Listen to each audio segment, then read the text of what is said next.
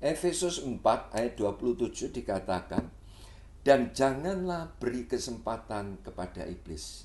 Ayat ini sangat sederhana, saudara. Dan janganlah beri kesempatan kepada iblis. Jadi dari ayat ini kita diingatkan sebagai anak-anak Tuhan, kita harus waspada dan berjaga-jaga. Di dalam kehidupan ini jangan sampai kita itu memberi kesempatan kepada siapa? Iblis. Jadi kalau kita teliti di dalam Alkitab, sekalipun rencana Allah itu sangat baik kepada manusia dan luar biasa, tetapi iblis itu senantiasa berjuang untuk menggagalkan, berkehendak menggagalkan rencana Allah. Contoh, pada waktu Tuhan Yesus diutus datang di dunia untuk menyelamatkan manusia ini tadi. Nah, itu dihalangi oleh iblis, saudara. Jadi iblis itu merasuk lewat berbagai hal. Itu dengan tujuan apa? Untuk menggagalkan rencana Allah. Contoh, pada waktu Tuhan Yesus dibaptis, Tuhan Yesus dipenuhi dengan Roh Kudus dan dibawa oleh Roh Kudus ke padang gurun. Padang gurun itu gambaran sesuatu yang sangat ekstrim. Jadi kalau siang itu panas luar biasa, tetapi kalau malam itu dingin luar biasa. Kondisi keadaan yang mana manusia itu tidak ada yang menginginkannya. Betul? Nah, Yesus di padang gurun dicobai oleh iblis. Jika engkau anak Allah, ubah batu ini menjadi roti. Dengan tujuan apa?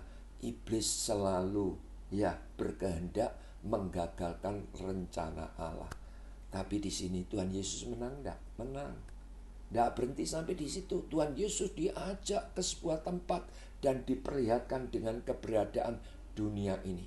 Sebab Alkitab berkata seluruh kejayaan dunia ini ada di tangan iblis ini. Jadi lalu iblis bilang gini, seluruh kejayaan dunia ini ada di dalam tanganku.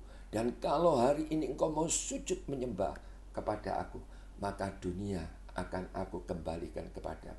Tuhan Yesus menang enggak? Menang. Ayat ini pun juga mengingatkan bahwa iblis itu selalu menggagalkan rencana Allah yang sangat baik, yang sangat luar biasa. Tidak berhenti sampai di situ. Tuhan Yesus diajak di bumbungan bait Allah yang tinggi.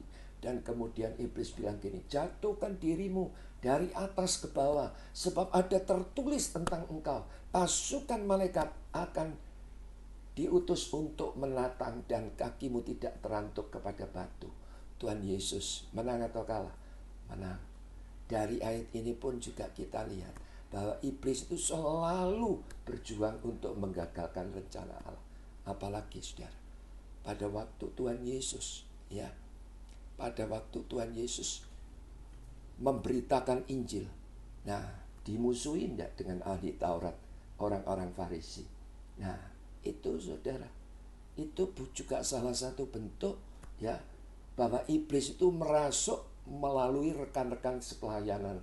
Nah itu Tuhan Yesus dibenci oleh ahli Taurat, orang Farisi. Ahli Taurat itu ahli kitab, saudara. Aneh toh. Tetapi fakta Alkitab mencatat melalui murid-murid juga sama.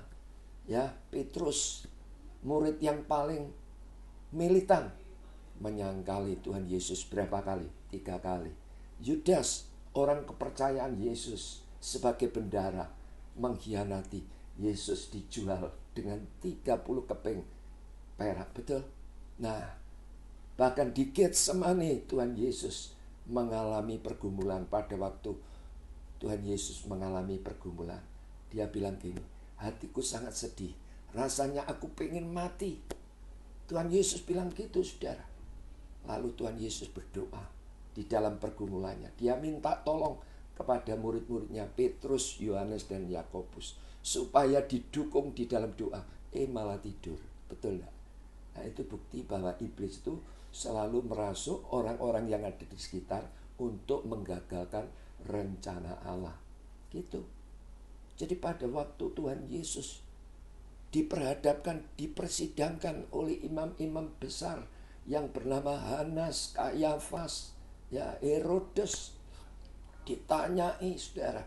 Ya, bahkan sampai di persidangan oleh gubernur Pontius Pilatus, yang mana harus diambil sebuah keputusan. Saat itu harus ada yang dihukum, harus ada yang dibebaskan. Siapa yang harus dibebaskan? Yesus Kristus atau Yesus Barabas. Nah, pada zaman dulu itu belum ada WA, belum ada alat multimedia. Tapi aneh, mengapa semua berteriak, salibkan Yesus, bebaskan Yesus Barabas, betul? Nah, jadi bukti bahwa iblis itu selalu menggagalkan rencana Allah. Bahkan melalui apalagi orang-orang yang pernah mencicipi kebaikan Tuhan Yesus. Sebab kalau kita lihat di dalam Alkitab, sepanjang pelayanan Tuhan Yesus, baik di kota, di desa, Tuhan Yesus senantiasa dahsyat luar biasa. Orang yang bisu dapat berkata-kata, orang yang buta dapat melihat, orang yang tuli mendengar, ya, orang yang lumpuh berjalan, orang yang sakit disembuhkan, bahkan orang yang mati pun dibangkitkan. Tetapi pada waktu peristiwa Tuhan Yesus disalibkan, tidak ada satu orang pun yang membela Tuhan Yesus, betul? Itu bukti bahwa iblis juga bekerja untuk menggagalkan. Tetapi di sini kita lihat Tuhan Yesus menang atau kalah. Tuhan Yesus menang. Amin. Jadi itu sebabnya sampai sekarang saya mau katakan, ya, iblis itu berkehendak menggagalkan rencana Allah, terutama melalui apa? Harta, tahta, wanita, apalagi multimedia dan lain sebagainya. Jadi berdoa hari ini engkau sebagai anak-anak Tuhan. Dan kalau Alkitab tadi katakan, jangan memberi kesempatan kepada iblis, yang artinya kita harus waspada dan berjaga-jaga. Amin. Tuhan Yesus memberkati.